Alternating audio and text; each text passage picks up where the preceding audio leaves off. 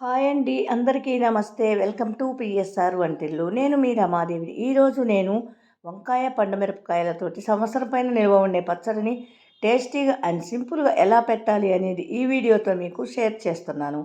Video ఎక్కడా skip చేయకుండా last వరకు చూస్తే ప్రతి ఒక్కరూ చాలా ఈజీగా చేసుకోగలుగుతారు. ఇప్పుడు ప్రాసెస్ ఎలాగో చూద్దాము. పచ్చడి కోసం నేను ఇక్కడ పావు కిలో పండుమిర్చిని, పావు కిలో సన్న వంకాయలను తీసుకున్నాను. ఈ వంకాయలు ముదురుగా ఉండాలి తీసుకునేటప్పుడు. పండుమిర్చి గట్టిగా ఉండేలాగా చూసుకొని తీసుకోవాలి. ఈ మొత్తాన్ని నీట్గా వాష్ అయిన తర్వాత పండుమిర్చి తొడిమెల తీసి తుడిచి తడి లేకుండా ఆరపెట్టి రెడీ చేసుకోవాలి. నేను ఆ విధంగా రెడీ చేసి ఉంచాను. ఇప్పుడు ఈ పండుమిర్చిని చిన్న చిన్న ముక్కలుగా కట్ చేసుకోవాలి.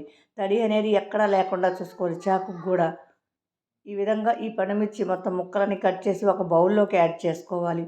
అలా రెడీ చేసి ఉంచాను.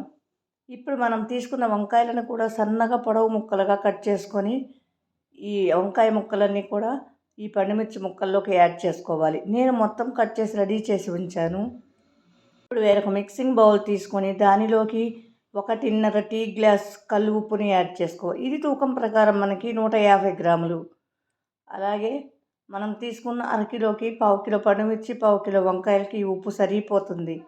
అదేవిధంగా మనం తీసుకున్న అరకిలోకి 125 గ్రాములు చింతపండు రెడీ చేసుకోవాలి. ఈ చింతపండుని ఈనెలు తీసివేసి ఈ విధంగా రెమ్మలుగా చేసి రెడీ చేసి ఉంచుకోవాలి. ఇప్పుడు ఈ మొత్తాన్ని మనం తీసుకున్న ఉప్పులోకి యాడ్ చేసుకోవాలి. ఈ ఉప్పు చింతపండు అంతా బాగా కలిసేలాగా చూసుకోవాలి. మొత్తం బాగా కలిసింది. ఇప్పుడు దీనిలోకి మనం కట్ చేసి రెడీ చేసుకున్న ముక్కలని యాడ్ చేసుకోవాలి. ఈ మొత్తం టాస్ చేసుకుంటే మనం చేసుకున్న ఉప్పు చింతపండు అంతా బాగా కలుస్తుంది. 1 స్పూన్ పసుపును కూడా యాడ్ చేసుకొని మరొకసారి బాగా కలుపుకోవాలి. అంతా బాగా కలిసేలాగా చూసుకోవాలి. అంతా బాగా కలిసింది. ఒకసారి గట్టిగా మొత్తాన్ని అదిమి ఉంచుకోవాలి. ఉప్పు వేసినందువల్ల వంకాయలు కూడా కనరెక్కకుండా ఉంటాయి.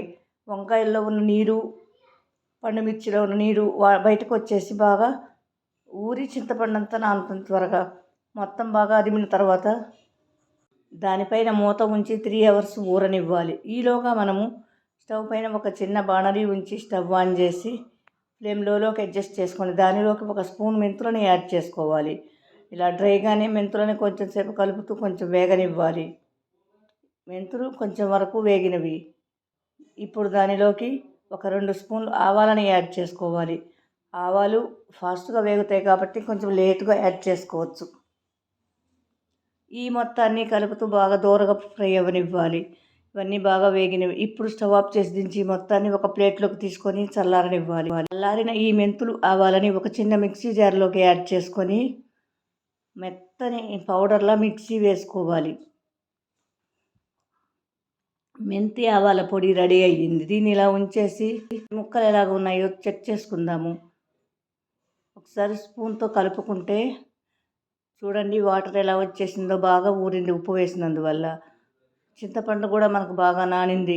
ఇప్పుడు తడిలేని పొడి మిక్సీ జార్ని ఒకటి తీసుకొని దానిలోకి పట్టిన వరకు ఈ ముక్కలని యాడ్ చేసుకోవాలి. నేను కొంచెం కాబట్టి మిక్సీలో వేస్తున్నాను. ఎక్కువ తీసుకుంటే గ్రైండర్లో వేసుకోవచ్చు. పట్టినంత వరకు వేసి మెత్తగా మిక్సీ వేసుకోవాలి. చక్కగా గ్రైండ్ అయింది పచ్చడి. ఇప్పుడు దీన్ని ఒక బౌల్లోకి ట్రాన్స్ఫర్ చేసుకోవాలి. అదేవిధంగా ఈ మిగిలిన ముక్కలని మిక్సీ జార్లోకి యాడ్ చేసుకొని దానిలోకి మనం రెడీ చేసుకున్న మెంతి ఆవపిండిని కూడా యాడ్ చేసుకొని ఒకసారి బాగా కలుపుకొని మరలా మొత్తాన్ని గ్రైండ్ చేసుకొని ఈ గ్రైండ్ చేసిన దాన్ని ముందు తీసిన పచ్చడిలోకి యాడ్ చేసుకోవాలి. మనము రెండవసారి వేసిన పచ్చడిలోకి వేసాం కదా మెంతి ఆవు పొడి. ఈ మొత్తం బాగా కలిసేలాగా కలుపుకోవాలి. ఈ మొత్తం బాగా కలిసిన తర్వాత దీనిలోకి తాలింపు ప్రిపేర్ చేసుకోవాలి. నేనైతే ఇక్కడ కొంచెం పచ్చడి కాబట్టి మొత్తానికి ఒకేసారి తాలింపు వేస్తున్నాను. మనం ఎక్కువగా పెట్టుకున్నప్పుడు జాడీలో ఉంచుకొని ఎప్పుడు కావాలి అంటే అప్పుడు కొంచెం పచ్చడిని తీసుకొని తాలింపు వేసుకోవచ్చు. ఇప్పుడు తాలింపు కోసం నేను ఇక్కడ ఒక స్టవ్ పైన ఒక బాణలి ఉంచి స్టవ్ ఆన్ చేసి ఫ్లేమ్ లోకి అడ్జస్ట్ చేసుకొని దానిలోకి 2 టీ గ్లాసులు ఆయిల్ని యాడ్ చేసుకోవాలి. ఈ ఆయిల్ తూకం ప్రకారం 200 గ్రాములు. ఆయిల్ హీట్ ఎక్కగానే దానిలోకి 1 స్పూన్ ఆవాలని యాడ్ చేసుకోవాలి. ఆవాలు చిటపటమనగానే 1 స్పూను పచ్చిశనగపప్పు, 1 స్పూను మినపప్పు వేసుకోవాలి. అలాగే ఒక హాఫ్ స్పూన్ జీలకర్రను కూడా యాడ్ చేసుకోవాలి. 2 ఎండుమిరపకాయలను తుంచుకొని యాడ్ చేసుకోవాలి. అదేవిధంగా ఒక స్పూను వరకు ఇంగువని కూడా యాడ్ చేసుకోవాలి. ఈ తాలింపుని కలుపుతూ ఫ్రై చేసుకోవాలి లో ఫ్లేమ్లోనే. కొంచెం తాలింపు మనకి ఫ్రై అయింది. ఇప్పుడు స్టవ్ ఆఫ్ చేసి దానిలోకి ఒక గుప్పెడు వెల్లుల్లి రెమ్మలను పొట్టు ఒలిచి యాడ్ చేసుకోవాలి. 2 రెమ్మల కరివేపాకును కూడా యాడ్ చేసుకోవాలి. ఈ ఆయిల్ ఉన్న హీట్కే కరివేపాకు వెల్లుల్లి రెమ్మలు బాగా వేగుతాయి. ఈ మొత్తం చల్లారనివ్వాలి తాలింపంతా. నేను ఇక్కడ కొంచెం పచ్చడి కాబట్టి తాలింపు దినుసులు అన్నీ వేస్తున్నాను. నిలువ పచ్చళ్ళకి తాలింపు దినుసులు అవసరం లేదు. కేవలం ఎండుమిర్చి, ఆవాలు మాత్రం చాలు.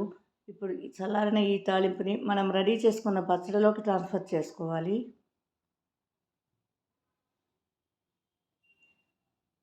ఈ తాలింపు అంతా బాగా కలిసేలాగా చూసుకోవాలి పచ్చడిలోకి. ఎంతో టేస్టీ అయిన మనకి వంకాయ పండుమిర్చి పచ్చడి రెడీ అయింది.